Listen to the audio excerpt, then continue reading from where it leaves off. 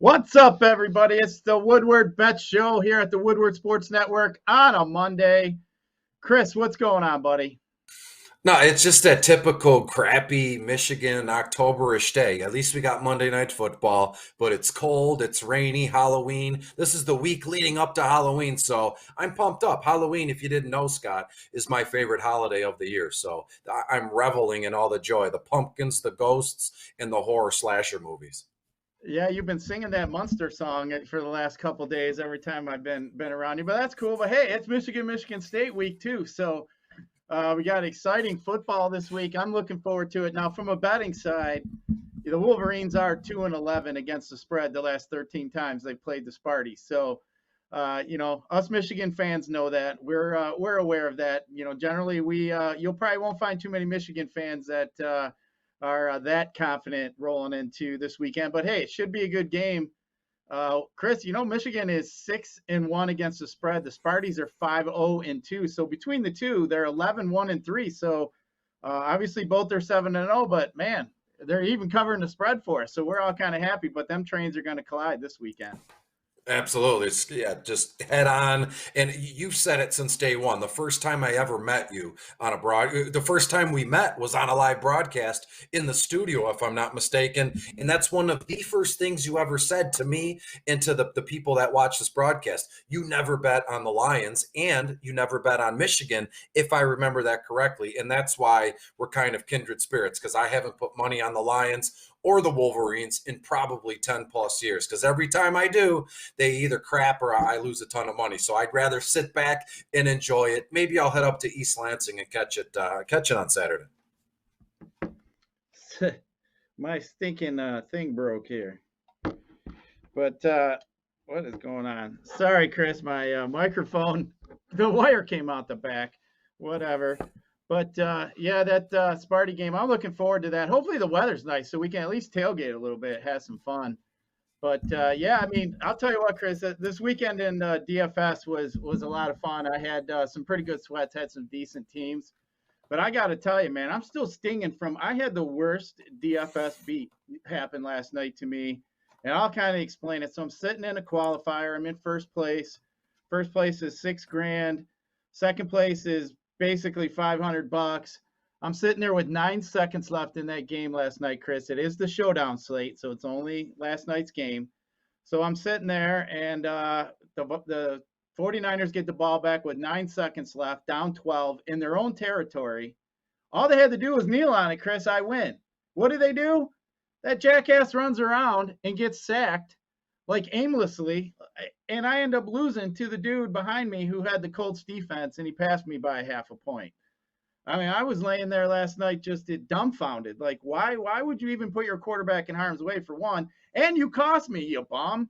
But anyway, I got room for that on the Wednesday segment of the KMA. But man, you know what? It's been a while since I really took a lumping like that with a DFS bad beat. And man, them ones sting. I forgot how bad they sting. It's been a minute since I really sucked one in that bad. That one was rough. But you know what? We got to have short memories. We move on to today. Absolutely. So today we got to do a little house cleaning first, but get over there to Underdog Fantasy. That's our show sponsor. A lot of fun over there. They got different kind of contests. Obviously, player different props. You can bet 2 times, 3 times, 10 times your money, just depending on how many different player props you want to pick. I know we had a lot of fun. I had a buddy come over the one day, took his $10 free, and when you use our code WSN, you get $10 free from Underdog. But as I was playing a few times in the week, had a buddy come over, end up winning 10 times his money, won $110. Really happy. He was pretty excited. Not something he normally does. Know he was having a lot of fun with that. But you can get in there with all the different sports. They got college football props. They got hockey props. I know the other day I had Larkin to get an assist or a point, half a point, which was kind of fun. Just have a little skin in the Red Wing game. Then they got NBA props, all sorts of different props. I'll throw out one tonight that I do like. I like the Alex Collins under prop so far tonight. I think it's about 45, 46 yards. I don't think he's going to have much love tonight. But anyway, get on over there at Underdog, check it out. WSN is our promo code. Get you $10 free. But Chris, normally at this point in the show, we like to generally review the lineups that they had. I don't know if we're kind of having some issues with our the guys behind the glass today, so I don't know if we'll be able to get it up. But I'll run over my team real quick. I know, a few people like to kind of hear about that. But yesterday I had a team where I had Stafford at my quarterback, so I know you like Stafford. Ended up there it is. So I ended There up it with is. Daryl Henderson. So I game stacked it. I had Henderson, Stafford, and Cup. I went Booker as a cheap running back. And then I thought I was going to get pretty slick there and had Hardman and Hill. I thought that game was going to go back and forth. And then I did bounce it back with A.J. Brown, as you see. So I was kind of concentrating on the two games. And then I had the Giants defense paired with Booker. And then Smythe there was basically I kind of punted at tight end. And I should have paid attention a little bit more as the day went on.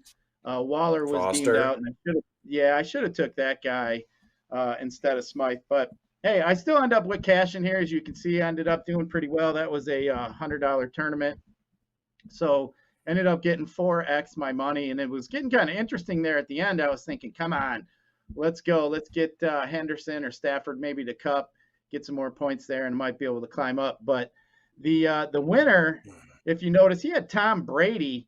I was looking at that. The guy had Tom Brady as his quarterback, which, I mean, man, this guy top of these lineups here week in and week out, it seems like. And then you ended up having both his guys here, Godwin and Evans, which a lot of times you don't generally see two of the main top guys like that. I mean, we've seen Brown kind of sneak in. We haven't seen Godwin and Evans together yet. But as you can see, they had Booker. Harris had a great day, 106 yards, 2 touchdowns. And then there's that tight end there that I wish I would have kind of paid a little bit more attention to with Waller being hurt. But there's that guy down there at the bottom there in that flex spot, Chase. I guess he couldn't catch. But yeah, Chris, anything to add here? Is there anything you see here that, I mean, you can kind of see the common pattern here with the way we both built our teams, but I just wasn't No quite doubt. on the exact right stuff. But I was close. I kind of had the same type pattern as you can see here. The running back paired with the defense. He had a quarterback here with 2 receivers, and he actually ended up throwing Chase and Cup in there. But yeah, I mean, I just try to kind of do this exercise here so you guys can kind of notice on how some of these teams are being built.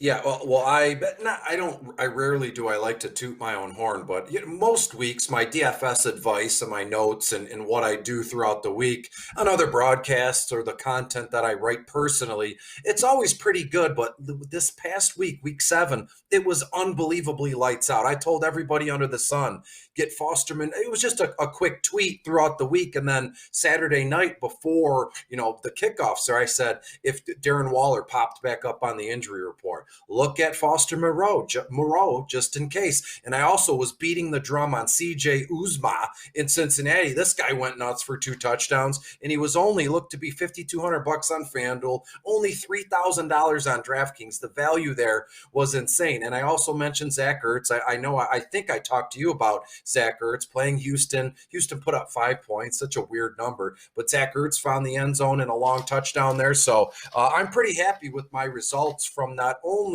the writing and the broadcasting, but what I put together in terms of money spent and money won yesterday. So week 7 was a huge success. So no foul, no harm there, Scott.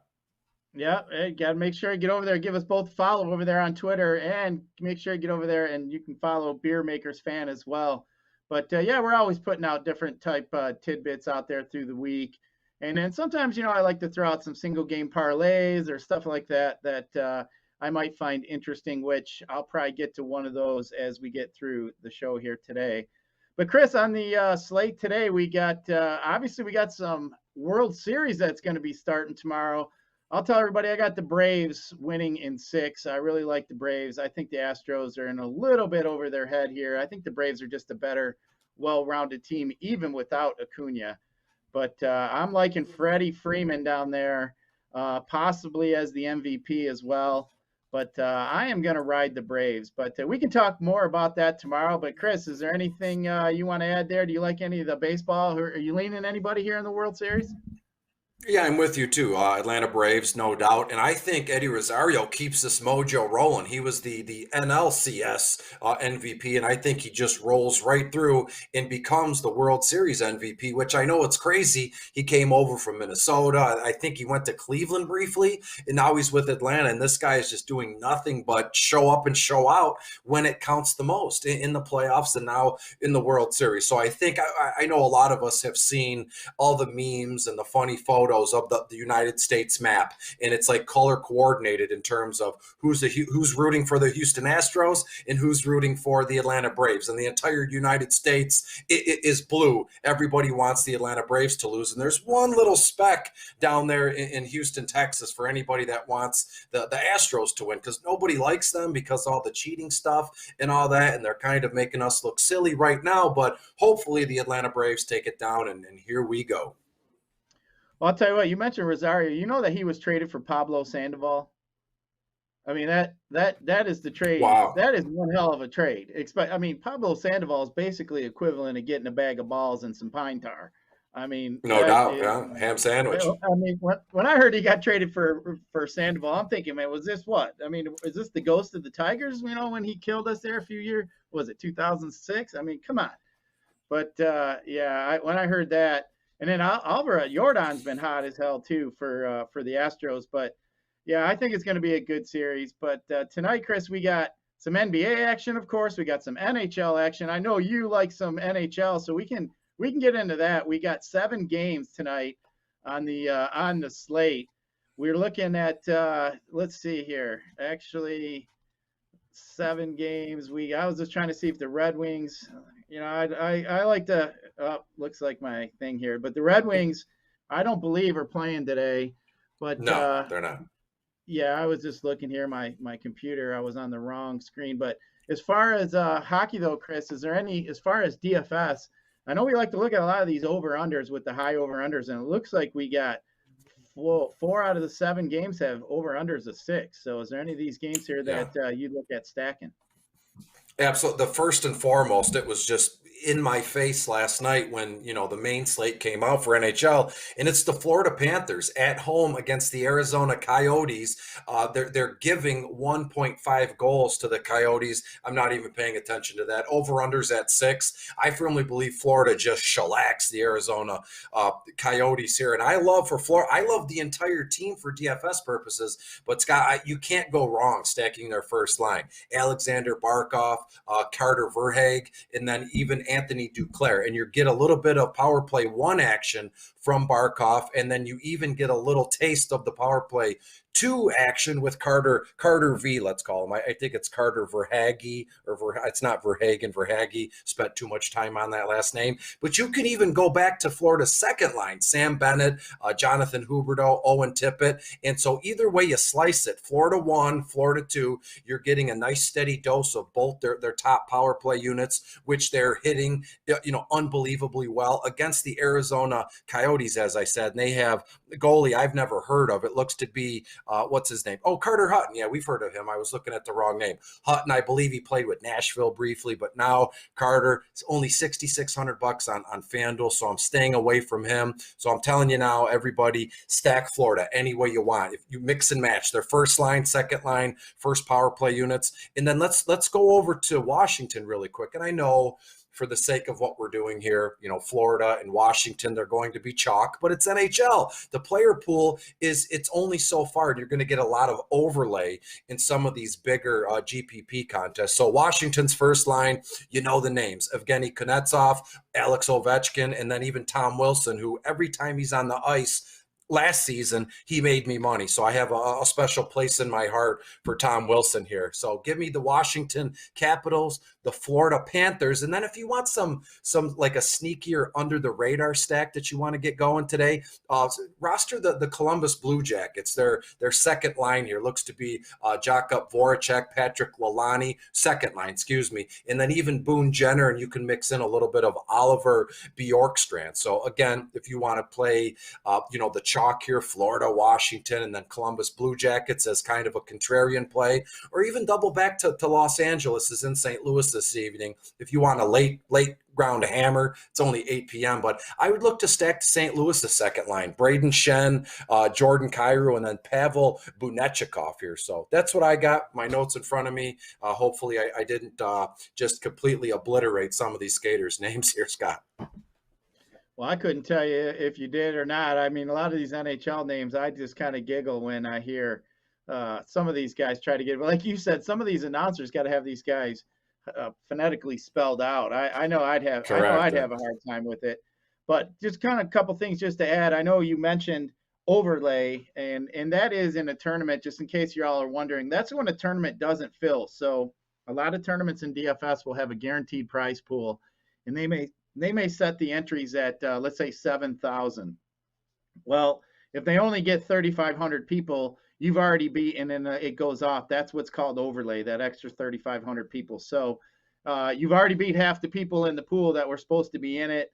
So generally they base the prize pool. Generally they pay the top 20 up to 25% of the pool. So at that point, it became a 50-50 for you. You'd only have to beat 50% of the pool when you were only supposed to beat 20%. So the overlay as a math kind of equation is something that I like to pay attention to, especially when I'm in the lobby late at some of these DFS contests when, you know, you're a minute or two off and you're looking and you're thinking, oh, this thing's only half full. If there's a G next to it, that means it's guaranteed. So the M means multiple. That means you can get in multiple times.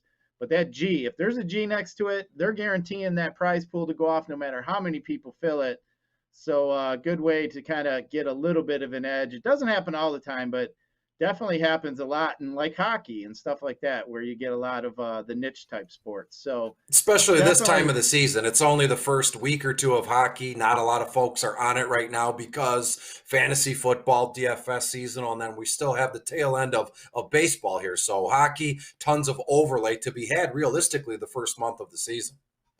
Yeah, and two, it's kind of known too, you know, a lot of these people have their winnings from Sunday in their account. So you know, just like most other DGens, what are they going to do? They're going to get in there and they're going to want to look for a little action tonight. So they might play some NBA, they might play some Showdown, obviously for NFL, but hockey, you know, it's a lot of people. That's just something that they generally like to do. But hey, if that's you guys want a little bit of help with some lineup help or whatever else, you can obviously send me. You can send Chris. You can send Beerman a DM. You can send us questions over there through our Woodward Bets page. Make sure you get over there and follow that Woodward Bets page.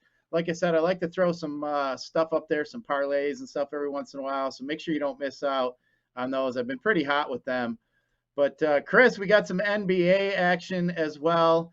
I'm not going to be anyone here to really bullshit anybody. I'm not the expert really at NBA. I do like to dabble a little bit. I like to play. But obviously, I have all the tools as a DFS player. I have tons of optimizers. I have everything I need to get in there and play. I follow the betting trends and everything else. But Chris, is there any NBA bets or anything as far as NBA stands out before I roll out and get some give the people some cheap plays and give some thoughts on the slate tonight? Yeah, I have a little spiel I could go on here briefly.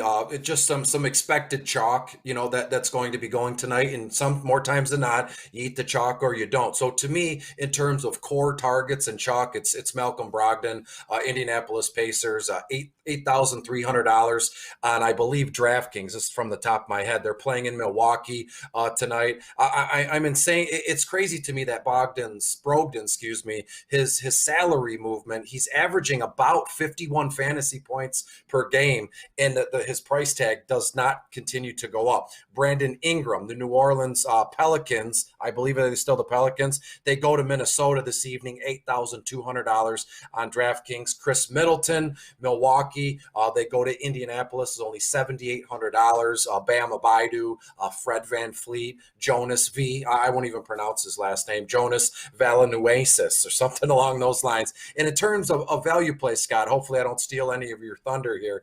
To me, it's Nickel Alexander Walker, New Orleans again, $6,100 at Minnesota. Sadiq Bey here in Detroit. They go to Atlanta, only $6,400 on FanDuel. Wendell Carter, the Orlando Magic, they head to Miami, only $5,700. And that's just basically all I have there, though. Cole Anthony, if you want to, take a shot on him, 16 rebounds from a point guard last time out, which is crazy.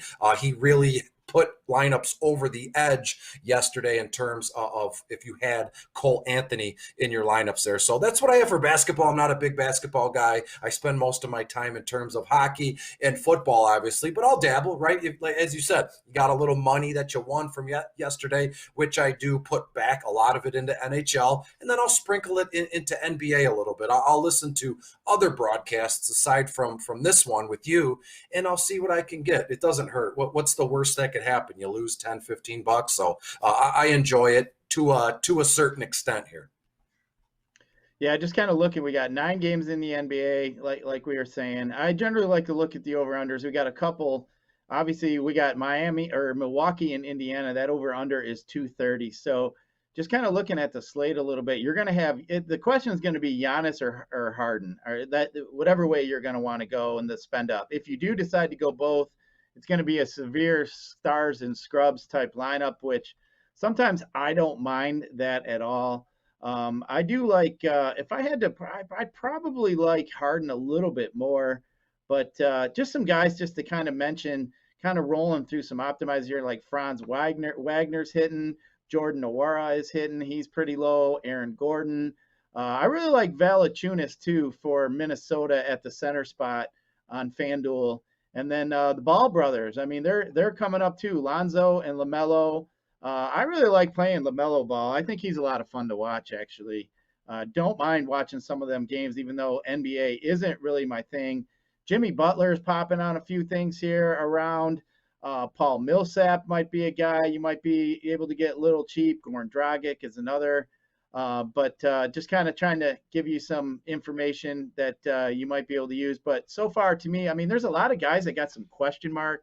So you're going to have to really pay attention here as the slate gets to lock, because obviously we know NBA is good for that 10 minutes to go before the game time, and then they deem somebody out depending on how they feel during warm-up. So just a little tilting, obviously, in the NBA if that comes up. But, yeah, just kind of keep your ear to the ground there. But, Chris, let's just kind of talk about a little bit more about the NFL that we saw yesterday. We obviously saw the Lions and what they did, moral victory, yada, yada, yada. I'm sick of that moral victory shit. I will say that they did come out and they played. I liked how they were risky. They went for it in a few different situations. Obviously, we saw them do the onside kick. They faked the punt a couple times. So definitely saw the effort there. They were trying to throw everything at them, which I do like. Hey, they covered the spread for us too, so can't complain there. We saw 2 really high spreads this week with that 117 with Arizona and Houston. Arizona actually covered that one, which was kind of surprising with their 26-point win and that 5 total for Houston, which we kind of laughed about. But, Chris, there was a few injuries that we're going to have to keep our eye on moving forward here so far, especially with your season-long teams. Zach Wilson, he looks like he's going to be out 2 to 4 weeks with a PCL sprain. Looks like he had an MRI that confirmed that. And then Miles Sanders went out of the game yesterday with an ankle injury. He was pretty chalky yesterday, Chris, so he ended up going out. I'm sure that I didn't have any of him, but I'm sure that cost some people. Looks like he's going to have some x-rays today, so I'm sure we'll hear more about that. Josh Jacobs had some kind of a chest injury, and they were saying he avoided some kind of major injury. Looks like he might be able to come back. And then we saw Mahomes take quite a big hit there. I kind of thought that, man, they killed him there. I mean, they bent him over in half. But looks like he's out of concussion protocol. I mean, that was pretty quick. And obviously we had Darrell Waller miss yesterday with the ankle. And then Jonnu Smith left yesterday with a shoulder injury as well. But, Chris, any of these injuries here, anything, or any other injuries you heard of? Any of these here concern you at all? Sure. I don't want to bring the show to a screeching halt here, Scott, but this is Woodward Sports. We focus on, I mean, I know the show that we do, we focus on betting and DFS, but the Woodward Sports Network in general is Detroit oriented. Anything and everything Detroit, the Wings, the Pistons, the Tigers, and the Lions here. And really quick, if I could get something off my chest with the Lions, I am so sick and tired of this moral victory nonsense or players across the league, especially Matthew Stafford. Love the guy, great dude, but he doesn't play here anymore. I feel like everybody just treats us like dog crap, like Stafford after the game. You beat us and you had a good game, but then Stafford, they got to play all the nonsense where Stafford says, well, they're always going to play you tough, right? Detroit is a good city. And I'm so tired of that nonsense. This organization has been dog crap since I was a small child. I'm 37 years old now, and all I want is some sort of semblance of success. Win the North, for God's sakes. I mean, what are we doing here? I've had it with this, and I try and put that kind of nonsense behind me, especially when, I'm on a broadcast like this. So we're talking DFS. I really thoroughly enjoy betting in DFS. It's my sweet spot. It's a passion of mine. But the Lions it's just this cloud I can't get over. How many times have anybody that's watching this, or you, Scott, or the producer here, Stick, how many times have you told your friends and family, you know what, I need to get the Lions out of my life? If I didn't watch football on Sunday, if I cut out the Lions on Sunday, I'd have so much more time to be with my friends, my family. I would be at home and in peace. I could get so much done. Yet every year, every week, we're like dummies. We go back and we watch the Lions. I'm a dummy right now. Look, I'm broadcasting and I'm talking about how just sick of the Lions I am. So as much as we can talk about not wanting to be with the Lions or not to be around the Lions, here I am like a dope, like a dummy on a broadcast talking about them. I'm just so tired of this nonsense. And then you get, they're moving in the right direction. They're showing some fight. They're 0-7. I don't see a win on this record so far. And yet everybody's still hunky-dory. Everything's good. They're going in the right direction. We have some draft picks. They're just not getting it done. And at this point, I don't know what the heck it'll take to get through it. Quick story, and I'll leave it alone here. I called my grandma to check in and say hi. She's 96 years old. She goes, oh, I heard Stafford went to LA and he's having great success. She says that must be the Lions jinx here. She's been around for almost 100 years and has yet to see the Lions do anything, but she knows well enough alone to go, you know what, maybe it's the Lions curse, and I'm sick of it and I don't know what to do. And, to put it mildly, I'll be back on this broadcast next week talking about, I watched the Lions game. I'm a dummy, and I'll be just as upset then as I am now. So the more things change, the more they stay the same, Scott. Thanks for letting me get that off my chest. Woo, man, we need to get you a beer or something there, buddy. Calm you down a little bit, get you a little something to get them nerves down. But I agree with you. I mean, I'm almost 50. I've been dealing with this shit my whole life as well. But you know what? That's why I resorted to stuff like DFS and stuff like that, to where I can put my emotion toward the teams I can control and the teams I want to build. I mean, I stacked against the Lions, as you saw, but I did like Swift a little bit too. I had him on my DK team along with that same stack with Stafford and Kupp and Henderson and so. But I think it hurt more a little bit for you, Chris. It was kind of like seeing your ex-girlfriend happy with her man, and you're just like, hey, what about all the good times we had? But yeah, I mean, it is what it is. I mean, good for Stafford. I'm glad he's got a chance to go out there and play. But as Lions fans, we just keep getting kicked. If it isn't a 56-yarder or a freaking 54 or 66-yarder, 54-yarder, it's just always – I mean, hey, we find new ways to lose. But I don't know if you saw, there's a couple guys out there. I've been kind of keeping my eyes peeled who the Lions might be able to get here with that number one pick. But we'll see. I know one of the guys they had their eye on, he was dropping F-bombs in one of his post-game interviews here I saw on Twitter. But the feeling I have in here, Scott, that the reason why I keep talking this way or why I keep coming back to the Lions is because I tell myself, well, Chris, you're a good man. You're a passionate man. I love the city of Detroit, born and raised on the east side. I am through and through Detroit. So that's what you're passionate. You love the Lions. You care for them. But at a certain point, if you were out with somebody, a female or a man, whatever, and they kept hurting you and kept putting you down, kept disappointing you, you'd cut them right out of your life. So again, when it all fine tuned, I'm just a big dummy. I'm a dope. I'm a dummy, because no matter what happens, I kind of cling to that. Oh, well, I love Detroit. I'm Detroit through and through. And I just let the Lions keep walking right over me. So what do we do? Yeah, I mean, I got burned all them years when Barry was around, and when they went to Philadelphia, I'm still scarred from that. I actually threw my TV out the front door, Chris, and it was sat in my front yard for about a week after they lost that game to the Eagles, something ridiculous to like 10, whatever it was. But either way, we do have some Monday Night Football though on tonight, Chris. We got somewhat of a yawner kind of game. I think we're going to see a lopsided game, but we have Seattle and New Orleans. New Orleans is going over there to Seattle. I think this one here is definitely interesting. Seattle's beat up, as we know. We got Russell Wilson beat up. Collins is a little beat up, but man, we got Jameis Winston and Alvin Kamara coming into town there. I think Kamara's in a smash spot here. What do you think?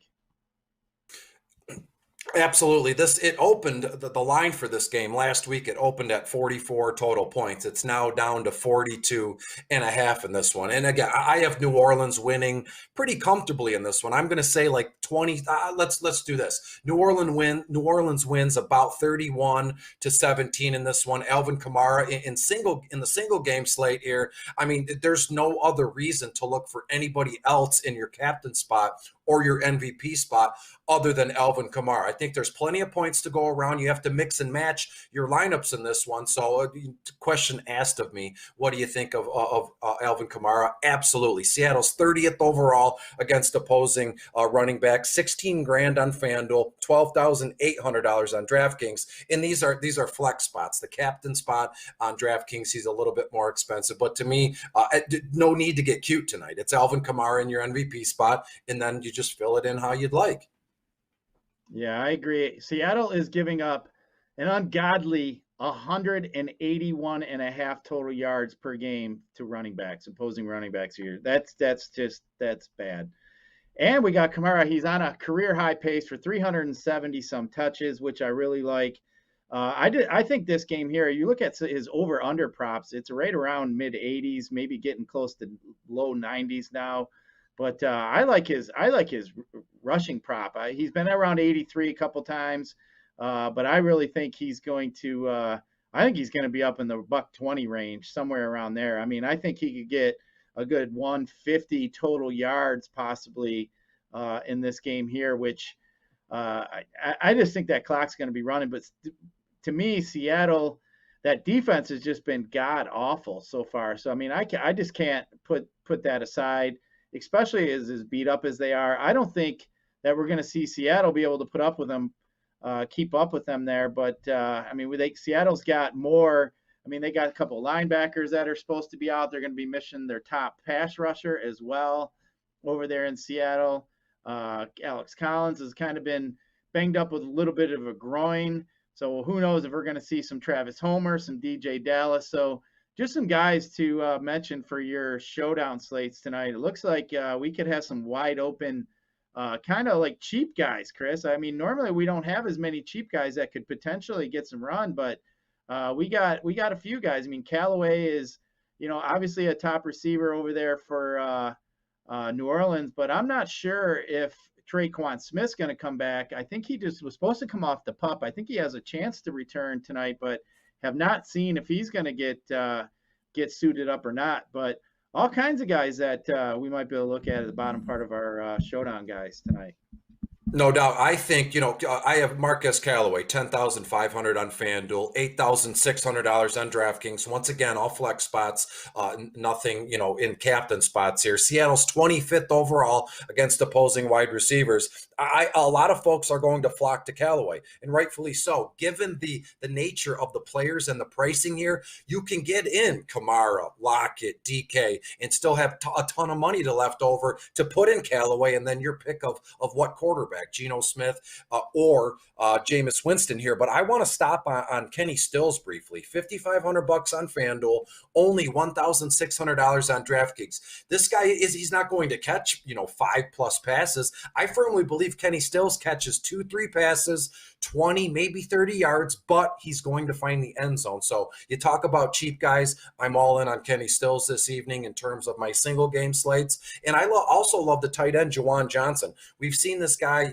Everybody talks about tight ends nowadays in that hybrid. He's a hybrid, like a Kyle Pitts kind of thing. He could run back. He can, it's nonsense. It's all DFS buzzwords. But Juwan Johnson, only $7,000 on FanDuel, $2,200 on DraftKings. I have Juwan around 3, maybe 4 targets. Lucky if he catches 3. I think 3 receptions is a little ambitious. But again, I could see Juwan Johnson finding the end zone at only $2,200 on DraftKings. You're loving it. If he catches 3 passes for 30 yards, you're looking at 6 points plus the touchdown. Give me all that here. And then a lot of questions I've received since last night. What do we do? Travis Homer or DJ Dallas in here? To me, I'm already eliminating Travis Homer. He only had 3 touches, I believe, last week. There's nothing good going on there with Homer. So to me, it's DJ Dallas. FanDuel, Dallas, $9,000, and on DraftKings, $5,200. With him, you're looking at a change of pace back, barring that Alex Collins is good to go, which I think he is. I have Collins for about 14 or 15 carries, so he's going to be good to go. Very healthy workload for Collins in here. But DJ Dallas, you can slate him in for around 2 or 3 carries. I know, not a lot, but also 2 or 3 receptions. So I'm thinking that DJ Dallas gets us around 35, the window of 35 to 45 total yards. That's with Alex Collins playing. And who knows? What if, no ill will, but God forbid Alex Collins in the first quarter, the first drive of the game, gets tackled wrong, comes up lame, comes up limp, and then boom, it's going to be the DJ Dallas show Monday night against a good New Orleans Saints offense here. So DJ Dallas, to me, paired with Kenny Stills, these two could be the combination to hit it big in our DFS lines tonight here. So that's the way I'm looking at the slate. And again, over the years playing DFS, I always make up these fun and weird game scripts in my head, and I'm so lucky and happy that I'm able to get that out to folks. And sometimes it comes to fruition, sometimes it doesn't. But to me, I'm all in on DJ Dallas and Kenny Stills tonight, Scott. Sounds good, man. That DJ Dallas, that sounds like some kind of a porn video name or something like that. But either way.